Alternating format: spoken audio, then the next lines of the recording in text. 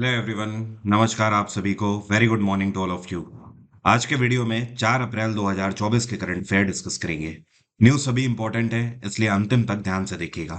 Current affair की PDF static GK के साथ आप मेरे टेलीग्राम ग्रुप से डाउनलोड कर सकते हैं। मेरे टेलीग्राम का ऑफिशियल लिंक वीडियो के डिस्क्रिप्शन में सबसे ऊपर दिया हुआ है। सबसे पहले बात कर लेते हैं कल के क्वेश्चन की। कल मैंने आपसे सवाल ये पूछा था कि इनमें से कौन सा एक प्लेटफॉर्म डिपेंडेंट इंटरफेस है। मतलब कहने का ये, पहले मैं आपको समझा देता हूं प्लेटफॉर्म इंडिपेंडेंट और डिपेंडेंट में अंतर क्या होता है। देखिए है क्या, एग्जाम्पल के तौर पर जैसे हम जावा की बात करें तो जावा एक प्रोग्रामिंग लैंग्वेज है और जावा एक प्लेटफॉर्म इंडिपेंडेंट लैंग्वेज है। मतलब ये एक स्वतंत्र लैंग्वेज है। अब स्वतंत्र लैंग्वेज का मतलब यह है कि आप जावा को किसी भी कंप्यूटर में यूज कर सकते हो। जावा ये नहीं बोलती है कि अगर आपको जावा में कोडिंग करना है तो आपको एटलीस्ट अपने कंप्यूटर की इतनी कॉन्फ़िगरेशन चाहिए, या कंप्यूटर में इतनी जीबी रैम होनी चाहिए, या इतनी हार्ड डिस्क होनी चाहिए, या फलाना इंटरफेस होना चाहिए लाइक ऑपरेटिंग सिस्टम वगैरह। तो ऐसी जो लैंग्वेजेस होती हैं वो कहलाती हैं प्लेटफॉर्म इंडिपेंडेंट लैंग्वेज। जावा भी प्लेटफॉर्म इंडिपेंडेंट है, सी भी है, सी प्लस प्लस भी है। डॉट नेट एक माइक्रोसॉफ्ट का प्रोडक्ट है और ये प्लेटफॉर्म डिपेंडेंट इंटरफेस है। एक और अंतर है, जावा, सी और सी प्लस प्लस ये तीनों प्रोग्रामिंग लैंग्वेज है, लेकिन डॉट नेट जो है ये एक सॉफ्टवेयर इंटरफेस है। अब शुरू करते हैं करंट अफेयर। और आप में से वो सभी स्टूडेंट जो कि स्टैटिक जीके में किसी भी तरीके की समस्या फेस कर रहे हैं, आप कोई भी एग्जाम देने जा रहे हैं, तो ये किताब स्टैटिक जीके की आज ही आप अमेजोन से ऑर्डर करके अपने घर मंगा सकते हैं। ये किताब पूरे भारत में पहली ऐसी स्टैटिक जीके की किताब है जिसमें कुछ अलग है, एक कंप्लीट पैकेज है और सबसे हट के है। कारण ये है कि इस किताब में मैंने 81 टॉपिक स्टैटिक जीके के कवर किए हैं और सारे के सारे टेबल के फॉर्मेट में है, जिसको कि आपको एक ही बार में याद करके पढ़ने में आसानी होती है। साथ में इतना ही नहीं, कोई भी आज की डेट में स्टैटिक जीके की किताब आपको प्रीवियस ईयर क्वेश्चन नहीं देती है। तो यहाँ पर इस किताब में मैंने 1800 से ज्यादा टीसीएस पैटर्न पर आधारित स्टैटिक जीके के क्वेश्चंस भी आपको दिए हुए हैं, जो कि पिछले कई सालों में मल्टीपल एग्जाम्स में पूछे गए हैं। एक और इंटरेस्टिंग बात यह है कि ये जो 1800 क्वेश्चंस मैंने आपको दिए हैं, ये टॉपिक वाइज दिए हैं, ये कंबाइंड नहीं है। आप अलग अलग किताबों में देखोगे आपको हर जगह पर जो आपको प्रीवियस ईयर क्वेश्चन मिलेंगे वो कंबाइंड मिलेंगे। लाइक आपको दे देगा 2010 में इतने क्वेश्चन पूछे गए, 2022 में इतने पूछे गए, बट इसमें ऐसा नहीं है। इसमें मैंने ऐसा किया है कि हिस्ट्री में एक पर्टिकुलर टॉपिक है, मान लीजिए चोल डायनेस्टी, तो इससे कितने प्रीवियस ईयर क्वेश्चन पूछे गए हैं। पॉलिटी में मान लीजिए डीपीएसपी है, तो इससे कितने प्रीवियस ईयर क्वेश्चन और कब कब पूछे गए हैं। मतलब इतनी ज्यादा डिटेल्ड किताब स्टैटिक जीके की आपको पूरे भारत में मिलने ही नहीं वाली है। तो यह आपके लिए वन स्टॉप सॉल्यूशन है। हिंदी और इंग्लिश दोनों में आप जिसमें चाहें उसमें ऑर्डर कर सकते हैं इस किताब को आज ही। अब शुरू करेंगे करंट अफेयर। भारत ने अभी हाल ही में कौन से देश के साथ संस्कृत के शिक्षा को बढ़ावा देने के लिए एक पैक्ट साइन किया है। तो यह पैक्ट भारत ने नेपाल सरकार के साथ साइन किया है। अब देखिए, भारत में मध्य प्रदेश में उज्जैन के अंदर महर्षि संदीपानी वेद विद्या प्रतिष्ठान है, तो उनके द्वारा नेपाल में स्थित नीति अनुसंधान प्रतिष्ठान है, उन दोनों के बीच में यह पैक्ट साइन किया गया है। दोनों देश आपस में मिलकर अपने करिकुलम में संस्कृत को शामिल करेंगे बहुत तेजी के साथ, और वहां पे स्टूडेंट्स को भी संस्कृत के ऊपर रिसर्च करने का मौका देंगे। इतना ही नहीं, नेपाल के पास पुराने जमाने के प्राचीन काल के बहुत सारे संस्कृत में लिखे हुए अभिलेख हैं, जिनको अभी तक कई बार डिकोड भी नहीं किया गया है। तो ऐसे जो रॉक एडिक्ट्स हैं, या आप बोल सकते हो जो शिलालेख हैं, उनको भी डिकोड करने में मदद मिलेगी नेपाल और भारत के बीच में इस पर्टिकुलर सहयोग को लेकर। नेपाल में इस टाइम पर प्रधानमंत्री कौन है? ये है पुष्प कमल दहल, और नेपाल के राष्ट्रपति हैं रामचंद्र पौडेल। हाल ही में ये कौन है जो कि डेमोक्रेटिक रिपब्लिक ऑफ कॉन्गो की पहली महिला प्रधानमंत्री बनी है? तो आज तक रिपब्लिक ऑफ कॉन्गो में कोई भी महिला प्रधानमंत्री की पोस्ट पर नहीं आई थी, पहली बार ऐसा हुआ है। और इनका नाम क्या है? इनका नाम है जूडिथ सुमिनवा तुलका। क्या नाम है? जूडिथ सुमिनवा तिलका। अब देखिए, रिपब्लिक ऑफ कॉन्गो जो है, इसको आप मैप में देख सकते हो। ये आपको हमारा भारत दिखाई दे रहा है। जब आप भारत से साउथ वेस्ट की तरफ आते हो तो ये आपका अफ्रीका वाला रीजन पड़ जाता है, ठीक है। और यहाँ पर ये जो आपको दिखाई दे रहा है, ये है रिपब्लिक ऑफ कॉन्गो। कॉन्गो का जो ईस्टर्न वाला हिस्सा है, मतलब जो पूर्वी वाला क्षेत्र है, ये इस टाइम पर डिस्टर्ब चल रहा है। चक्कर क्या है कि यहाँ पर कई सारी खदानें हैं, अलग-अलग मिनरल्स की, जैसे कि कुछ सोने की भी खदानें हैं, कोयले की खदानें हैं। इन खदानों को लेकर यहाँ पर आस-पास के कई सारे आर्म्ड ग्रुप एक्टिवेट हो रखे हैं। मतलब ये 100 से ज़्यादा हैं, करीब 120 हथियारबंद ग्रुप हैं, जो कि इन खदानों के ऊपर अपना कब्ज़ा जमाना चाहते हैं, जिसको लेकर यहाँ पर पहले से ही हिंसा चल रही है। और इन्हीं उथल-पुथल के चलते अभी आनन-फानन में यहाँ की पहली महिला प्रधानमंत्री के रूप में सुमिनवा तुलका को अपॉइंट किया गया है। कांगो के राष्ट्रपति कौन है? इनका नाम है फेलिक्स सिसिकेदी। क्या नाम है? फेलिक्स सिसिकेदी। और रिपब्लिक ऑफ कांगो की कैपिटल क्या है? इसको बोलते हैं किंशासा। क्या बोलते हैं? Kinshasa. By the way, Africa reason के बारे में अगर बात करें तो अफ्रीका का क्षेत्रफल के आधार पर सबसे बड़ा देश आपको ध्यान रखना है, ये है अल्जीरिया। ये है क्षेत्रफल में सबसे बड़ा। कभी कभी आपसे एक क्वेश्चन स्टैटिक जीके का ये पूछा जाता है, या वर्ल्ड ज्योग्राफी में भी ये क्वेश्चन पूछा जाता है कि पूरे अफ्रीका रीजन में सबसे बड़ा आइलैंड कंट्री कौन सा है? तो आपका आंसर क्या होगा? आइलैंड का मतलब जो चारों तरफ पानी से घिरा हो। तो यहाँ पर ये जो आपको दिखाई दे रहा है ना, मेडागास्कर। मेडागास्कर अफ्रीका का सबसे बड़ा आइलैंड कंट्री है। हाल ही में दुनिया के सबसे उम्र दराज खिलाड़ी ये एक बार फिर से कौन है जो कि एटीपी रैंकिंग में नंबर 1 पे आ गए हैं? तो ये हैं नोवाक जोकोविक। और सर्बिया के खिलाड़ी हैं, कौन नहीं इनको जानता है। और अभी तक अपने करियर में टोटल 24 ग्रैंड स्लैम टाइटल ये जीत चुके हैं। इससे पहले भी कई बार नोवाक जोकोविक एटीपी रैंकिंग में नंबर 1 पे रह चुके हैं। एक बार फिर से ये आ गए हैं नंबर 1 रैंकिंग में। कुछ ही दिनों के अंदर ये 37 साल के होने वाले हैं। और इन्होंने हाल फिलहाल में जो पछाड़ा है, ये स्पेन के खिलाड़ी राफेल नडाल को इन्होंने पछाड़ा है। रोजर फेडरर स्विट्जरलैंड के खिलाड़ी हैं, ये पहले ही रिटायर हो चुके हैं, काफी टाइम हो गया। एंडी मरे ब्रिटेन के खिलाड़ी हैं। और एक और बात ध्यान रखिएगा, रोजर फेडरर दुनिया के पहले ऐसे खिलाड़ी हैं जिनकी इमेज उनके देश की जो करेंसी है उसमें प्रिंट करी गई है। कुछ टाइम पहले स्विट्जरलैंड सरकार ने रोजर फेडरर की जो इमेज है वो वहां के जो कॉइन्स हैं, जो सिक्के हैं, उनमें अंकित करी थी। हाल ही में एक्सिस बैंक का जो कैपिटल विंग है, जिसको एक्सिस कैपिटल बोलते हैं, इसके नए एमडी और सीईओ के रूप में कौन अपॉइंट किए गए हैं? तो ये है अतुल मेहरा। और अच्छा खासा इंडस्ट्री में इन्हें एक्सपीरियंस है, 30 साल से ज़्यादा का एक्सपीरियंस है, जिसको देखते हुए एक्सिस बैंक ने कैपिटल विंग में सीईओ के रूप में इनको अपॉइंट किया है। इन्होंने जिनकी जगह ली है उनका नाम है सलिल पिताले। क्या नाम है? सलिल पिताले। इन्होंने अपनी पोस्ट छोड़ी है। तो जेएम फाइनेंशियल ग्रुप में पहले काम करते थे अतुल मेहरा, अभी ये एक्सिस बैंक में आ गए हैं। और एक्सिस बैंक की स्थापना सन 1993 में करी गई थी। इसका हेडक्वार्टर है मुंबई। ये कौन सी रेगुलेटरी बॉडी है जिसके द्वारा स्कोर्स 2.0 नाम का एक नया प्लेटफॉर्म लॉन्च किया गया है? तो इसको सेबी के द्वारा लॉन्च किया गया है। सेबी जिसको बोलते हैं securities and exchange board of India. अब समझिए इसकी फंक्शनिंग क्या होगी स्कोर्स की। स्कोर्स का फुल फॉर्म है यहाँ पर सेबी कंप्लेंट रिड्रेस सिस्टम। क्या नाम है? SEBI complaint redress system. इसका सीधा सा मतलब यह है कि देखिए, आपको पता होना चाहिए कि पूरे भारत भर में जितना भी शेयर मार्केट है उसको मॉनिटर और कंट्रोल करना सेबी का काम है। अब कई बार आप देखते होंगे कि लोगों को काफी समस्या रहती है। कई बार लोगों के साथ स्कैम भी हो जाता है शेयर मार्केट में। जैसे कि मान लीजिए आपके साथ शेयर मार्केट में आपने पैसा लगाया, उसमें स्कैम हो गया, आपकी कोई कंप्लेन है। तो आप स्कोर्स 2.0 नाम का जो प्लेटफॉर्म है, इसमें आप अपनी कंप्लेन रजिस्टर कर सकते हो।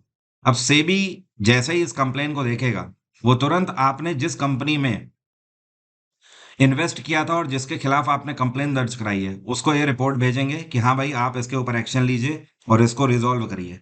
21 दिन का टोटल इसमें टाइम मिलेगा, 21 डेज का। ठीक है, ये फर्स्ट फेज का होगा। अब ये कंपनी अगर आपकी प्रॉब्लम रिजॉल्व कर देती है तो ठीक है, नहीं तो सेकंड फेज में सेबी एक्टिव हो जाएगी और वो 21 दिन के बाद खुद फिर फैसला लेगी इस कंपनी के खिलाफ भी, और आपका जो जितना भी कंप्लेंट होगी उसको सेटलमेंट कराने में मदद करेगी। सेबी की स्थापना 1988 में करी गई थी। इसका हेडक्वार्टर है मुंबई।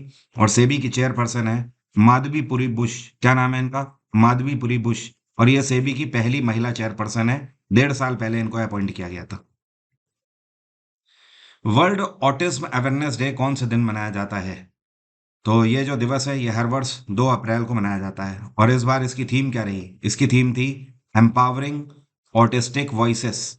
अब ऑटिज्म नाम की बीमारी आपने कई बार सुनी तो होगी, लेकिन क्या आपको पता है इसके सिम्टम्स क्या होते हैं? जो बच्चे ऑटिज्म से ग्रसित होते हैं, ये एक तरीके का न्यूरो डिसऑर्डर होता है। अब देखिए ऐसे में सिम्टम्स क्या हो जाते हैं। अगर कोई बच्चा ऑटिज्म से ग्रसित है, तो जैसे कि आप उससे अगर डायरेक्टली बात कर रहे हैं, तो वो आपसे आई कांटेक्ट नहीं करेगा, आपकी बातों को नज़रअंदाज कर देगा। इतना ही नहीं, जैसे मान लीजिए 4 लोग बैठे हुए हैं, वो उस कमरे में इन 4 लोगों पर ध्यान नहीं देगा। उसका ध्यान जाएगा किसी एक पर्टिकुलर ऑब्जेक्ट पर, जैसे मान लीजिए कोई टॉय रखा हुआ है इस कमरे में, या फिर मान लीजिए कोई टेडी बियर रखा हुआ है, या फिर मान लीजिए कोई कोई भी एक वस्तु रखी हुई है निर्जीव, तो लोगों से हटके उसका ध्यान उस वस्तु पर जाने लगेगा, राइट? जब आप उसे डांटने की कोशिश करेंगे तो पता लगा वो हंस देगा। इवन इतना ही नहीं, कई बार जैसे कि उसकी आर्म्स हो गई, उसके हेड हो गए, उनसे वो कई बार एक ही पैटर्न को बार बार फॉलो करता रहेगा। जैसे कि मान लीजिए एक ही बार उसे सर हिलाना अच्छा लग रहा है, तो वो अपना सर ही बार बार हिला रहा है। उसे अपने हाथ से कोई आकृति बनाना अच्छा लग रहा है, तो वो अपने हाथ से आकृति बार-बार बना रहा है। इवन ऑटिज़्म से कोई बच्चा ग्रसित होता है, तो उसे किसी एक पर्टिकुलर टॉय से या वस्तु से काफ़ी प्यार हो जाता है। वो उसके बिना रह नहीं सकता है, उसे लेकर ही सोएगा, वो खाना खा रहा है तो उसे लेकर ही खाएगा। तो दरअसल ये दिवस मनाया जाता है ऑटिज़्म अवेयरनेस के लिए, कि लोगों को अवेयरनेस हो और ऐसे बच्चों को क्योर किया जा सकता है, इसके लिए प्रॉपर मेडिसिन्स होती हैं। लेकिन हाँ, ये जो एक इनका मेडिटेशन होता है, ये एक थेरेपी की तरह होता है। तो इस वजह से दिवस मनाया जाता है कि लोगों में जागरूकता हो और ऐसे बच्चों के साथ डिस्क्रिमिनेशन ना करें। ये जो आपको पिक्चर में दिखाई दे रही हैं, ये पिछले 8 साल में पहली ऐसी खिलाड़ी हैं, जिन्होंने 3 ladies professional golf association title अपने नाम कर लिए हैं। तो इनका नाम है नेली कोडा। और आपको बता दूं, ladies professional golf association tour जो है, ये अमेरिका में आयोजित किया जाता है स्पेशली लेडीज गोल्फर के लिए। तो नेली कोडा जो है, ये भी अमेरिकी खिलाड़ी हैं और इन्होंने पिछले 8 साल में तीसरी बार ये टाइटल अपने नाम कर लिया है। पंकज आडवाणी, इनको कौन नहीं जानता है, भारत की आन बान शान है। और इन्होंने हाल ही में all India CCI billiards classic का टाइटल अपने नाम कर लिया है, किसको हराकर। तो फाइनल में इन्होंने डेविड कॉजियर को हराया। डेविड कॉजियर ब्रिटेन के खिलाड़ी हैं, मतलब प्रॉपरली ये इंग्लैंड से बिलोंग करते हैं। तो इनको हराया है पंकज आडवाणी ने। और ये पंकज आडवाणी का पहला टाइटल नहीं है। ये आज तक अपने करियर में टोटल 27 इंटरनेशनल बिलियर्ड्स टाइटल जीत चुके हैं। 27, आप समझ लीजिए कितने बड़े खिलाड़ी हैं। अब ऐसे ही आप समझ जाइए, 2004 में इनको भारत सरकार की तरफ से अर्जुन अवार्ड से भी सम्मानित किया गया था। 2006 में इनको खेल का सर्वोच्च सम्मान मेजर ध्यानचंद खेल रत्न सम्मान भी दिया गया। अपार्ट फ्रॉम दिस, 2009 में इनको पद्मश्री से सम्मानित किया गया और 2018 में हाल फिलहाल में पद्म भूषण से भी सम्मानित किया जा चुका है। तो ये है इस खिलाड़ी का कद, बहुत बड़ा कद है इस खिलाड़ी का। पंकज आडवाणी ने डेविड कॉजियर को हराया और इसके लिए जो विनर अमाउंट था, वो पंकज आडवाणी को मिला है 2.5 लाख रुपए कैश प्राइज। और डेविड कॉजियर जो कि रनर अप रहे, इनको 1,25,000 की धनराशि मिली है। भारत का एक कौन सा पोर्ट है जो कि पहली बार कांदला पोर्ट को पछाड़ते हुए पूरे भारत का हाईएस्ट कार्गो हैंडलिंग पोर्ट बन गया है? मतलब कहने का ये एक ऐसा पोर्ट है जिसमें पिछले 1 साल में सबसे ज्यादा प्रोडक्ट्स को लाया गया है और बाहर ले जाया गया है। पोर्ट मतलब बंदरगाह, सामान यहाँ पर लाया जाता है, ले जाया जाता है। तो ऑब्वियस सी बात है, टोटल जो इसका वजन होता है, उसी को बोला जाता है कार्गो हैंडलिंग पोर्ट या कार्गो हैंडलिंग कैपेसिटी। तो ये पोर्ट है पारादीप पोर्ट। पारादीप पोर्ट उड़ीसा का पोर्ट है और पिछले 56 सालों में जो कांदला पोर्ट है, इसी को एक और नाम से भी जाना जाता है। दरअसल ये गुजरात का पोर्ट है और इसको पंडित दीनदयाल उपाध्याय इंटरनेशनल पोर्ट के नाम से भी जाना जाता है। इवन ये भारत का सबसे बड़ा पोर्ट है कांदला पोर्ट। पिछले 56 सालों में इससे ज्यादा कार्गो हैंडलिंग कैपेसिटी किसी पोर्ट की नहीं थी। तो अब पारादीप पोर्ट ने इस बार कांदला को पछाड़ दिया है। पिछले सत्र में, मतलब 2023 से 24 के सत्र में, पारादीप पोर्ट ने total 145 million metric ton cargo handle किया है, जो कि अपने आप में सबसे ज्यादा है। ये कौन सा संस्थान है जिसने हाल ही में भारत में प्रोफेशनल्स को environmental, social and governance framework में ट्रेनिंग देने के लिए एचपी इंडिया के साथ हाथ मिलाया है? तो ये है Indian institute of corporate affairs, IICA जिसको बोलते हैं। इन्होंने एचपी इंडिया के साथ पैक्ट साइन किया है। एचपी इंडिया क्या करेंगे, भारत में ऐसे छात्रों को स्कॉलरशिप देंगे जो कि environmental, social and governance framework पर रिसर्च करना चाहेंगे, जो कि पेड़ पौधे एंड पर्यावरण से जुड़ी हुई स्टडी करना चाहेंगे। तो आईआईसीए जो है, वो इन स्टूडेंट्स को पिक करने का काम करेंगे और एचपी इंडिया उन्हें ट्रेनिंग देगी और स्कॉलरशिप प्रोवाइड करेगी। इतना ही नहीं, इन सारे प्रोसेस के बाद 75 ऐसे क्रीम कैंडिडेट इसमें सिलेक्ट किए जाएंगे जिनको हायर स्टडीज के लिए भी 100% स्कॉलरशिप एचपी इंडिया की तरफ से दी जाएगी। एक नजर डाल लेते हैं लोकसभा चुनाव की तरफ। 2024 के जो इलेक्शन है इसी महीने में शुरू होने वाले हैं। तो आपको पता होना चाहिए इस बार के जो लोकसभा चुनाव हैं वो टोटल 7 चरणों में आयोजित किए जा रहे हैं। पहला फेज इसका 19 अप्रैल से शुरू हो जाएगा, दूसरा फेज 26 अप्रैल को, तीसरे फेज की जो वोटिंग होगी 7 मई, फिर 13 मई, 20 मई, 25 मई और 1 जून, और उसके बाद जो फाइनल रिजल्ट आएगा इस बार के इलेक्शंस का वो 4 जून को आएगा। कुछ और इंटरेस्टिंग बातें हैं जो आपको ध्यान रखनी है, इस बार आपके एग्जाम में पूछी जा सकती हैं। जैसे कि 85 साल के ऊपर के जो मतदाता होंगे उनके लिए चुनाव आयोग के द्वारा घर जाकर उन्हें वोट दिलाया जाएगा और इनकी जो सूची होगी वो पहले से ही एक फॉर्म्स के थ्रू इनके घरों में पहुंचा दी जाएगी। राजनीतिक दल चाहे कोई भी हो, चाहे जैसे आम आदमी पार्टी हो, बीजेपी हो, कांग्रेस हो, कोई भी हो, सभी को अपने कैंडिडेट्स की जो क्रिमिनल रिकॉर्ड है उसकी जानकारी देनी होगी और साथ में ये भी बताना होगा कि ऐसी क्या वजह रही कि क्रिमिनल बैकग्राउंड वाले व्यक्ति को उन्होंने टिकट दिया है और ऐसी क्या रीजन रहा कि किसी साफ इमेज वाले व्यक्ति को उन्हें कैंडिडेट के रूप में नहीं चुना है उन्होंने। साथ में आपको ये फैक्ट्स ध्यान रखने हैं, इस बार जो टोटल वोटर्स हैं पूरे भारत में 97 करोड़ लोग वोट देंगे इस बार। उनमें से पहली बार जो लोग वोट देंगे उनकी संख्या है 1.8 करोड़। 100 साल से ज्यादा के कितने वोटर्स हैं? तो ऐसे लोग जिनकी उम्र 100 साल से ज्यादा है और वो वोट देंगे, ऐसे लोग 2.18 लाख हैं। 12 ऐसे राज्य हैं भारत के जहां पर इस बार पुरुषों से ज्यादा महिलाओं की संख्या होगी वोटिंग के लिए। ये कौन सा राज्य है जिसने नेशनल खो खो चैंपियनशिप के 56वें संस्करण में मेंस एंड विमेन्स टाइटल दोनों अपने नाम कर लिए हैं? तो यह है महाराष्ट्र।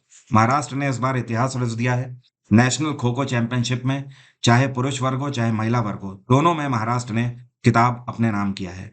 जो मेंस कैटेगरी थी, जो मेंस टीम है, इन्होंने रेलवे की टीम को हराया और रेलवे को इन्होंने 52-50 से हराया। ये पॉइंट की मैं बात कर रहा हूँ। और जो विमेन्स टीम है, इन्होंने एयरपोर्ट अथॉरिटी ऑफ इंडिया की टीम को हराया 18-16 से। ठीक है।